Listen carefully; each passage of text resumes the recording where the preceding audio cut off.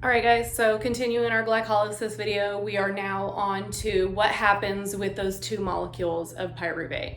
So when we are in a eukaryotic cell, there's a decision that's made. Once we have these two molecules of pyruvate, if we have oxygen present in the system, then we will go and we'll have to move those pyruvates into the mitochondria and go through oxidative phosphorylation. If we don't have oxygen present in the system, then we will have to go through fermentation.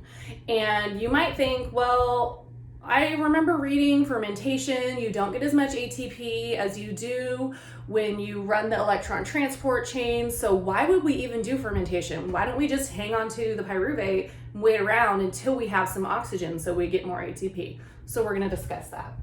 So without oxygen around, the pyruvate does not enter the mitochondria. We do not go through the electron transport chain, and we have these two molecules of pyruvate. So remember, during glycolysis, we got 2 ATP. Our net was 2 ATP. And we know we need ATP to run all the processes. Whether you're a yeast or a human, you need ATP to run the cellular processes that you're doing, right?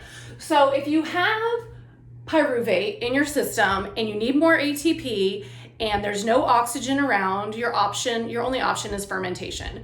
And there's a bunch of different types of fermentation that can take place. If it's yeast, the outproducts of fermentation we know very well, right? Ethanol and CO2, we can make beer. Now humans, we don't make beer. The gym would be a lot more popular, I'm sure, if we did. But if we are, say, working out a ton, right, and you're breathing a ton, and you can't get enough oxygen in your body for the amount of working out you're doing, you need more ATP. Or say like somebody comes in and they're like chasing you with like a knife. You're not gonna like slowly run and make sure your cells get enough oxygen, you know, like hang on murderer, I really wanna do respiration, I don't wanna do fermentation. That's not gonna happen. So in us, we actually ferment and we will make what is called lactic acid. And a lot of people associate this with like the burning in the muscles and stuff like that. Or if you've ever been on one of those elliptical machines and you're going really fast and you hold the things that do your heart rate and it says, oh, you're in the anaerobic zone. Slow down, you need to be in the aerobic zone to burn fat. So the anaerobic zone is without oxygen. So that's what we're talking about here. So every different organism, it's good that we can do that we can do fermentation, still get ATP without oxygen around, because otherwise we would just die. But fermentation sucks because you only get a little bit of ATP per each glucose molecule, but it's better than nothing. It's better than dying. So fermentation, again, the products depend on what enzymes are present in your system, and the enzymes present in your system depend on what genes you have, and that depends on what type of organism you are.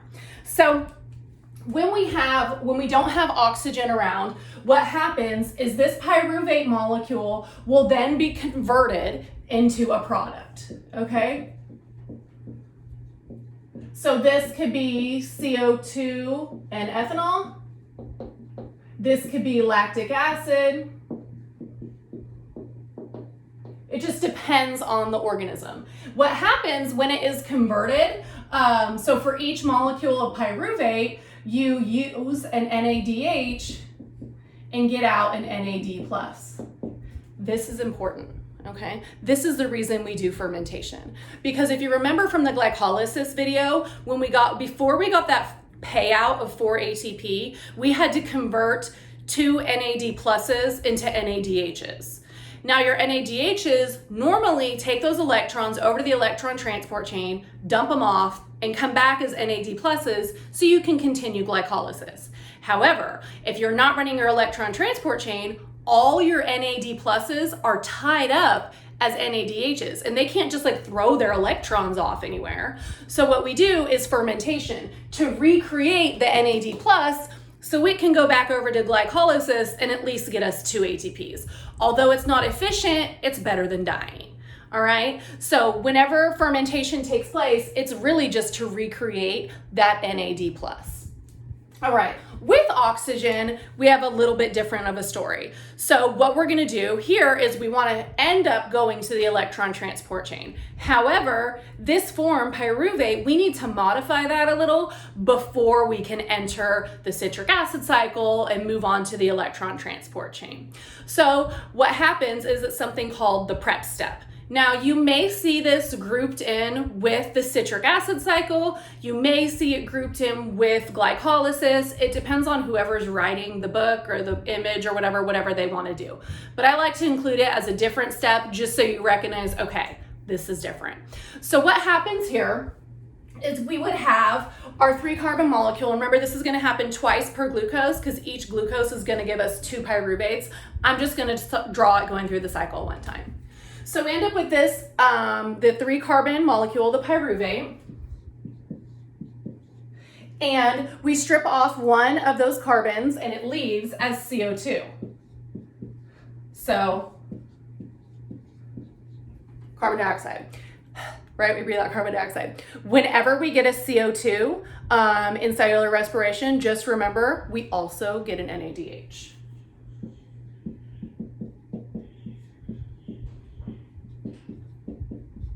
All right, so then we have this 2-carbon molecule here. This is acetic acid. All right, so the acetic acid, I like to think of it like this. Like he's like, oh, I don't know what to do with myself. I'm just standing here. Oh my God. Acetic acid is a big old dum-dum, okay? Acetic acid doesn't know what to do. It's just standing there. So what happens is we get an enzyme, a helper. It's called coenzyme A. Coenzyme A comes over, grabs the acetic acid, and takes it over to the citric acid cycle because the acetic acid doesn't know what to do with itself. So coenzyme A just grabs the acetic acid, takes it over to the citric acid cycle, dumps it in there, and then comes back and can grab another acetic acid and do the same thing. So all coenzyme A does is grab it and dump it over here, okay? So we add coenzyme A, and we end up with acetyl-CoA.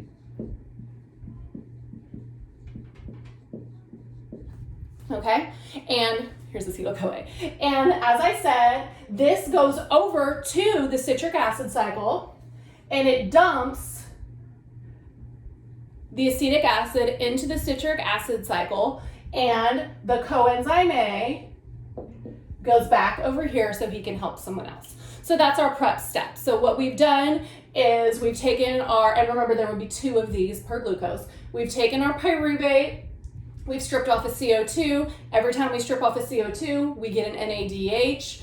And then we have this acetic acid who has no idea what to do with himself. So his good buddy over here, coenzyme A, is like, oh, acetic acid, come on. We're going to take you right over here and we're going to dump you in the citric acid cycle. And the citric acid cycle will be the next video.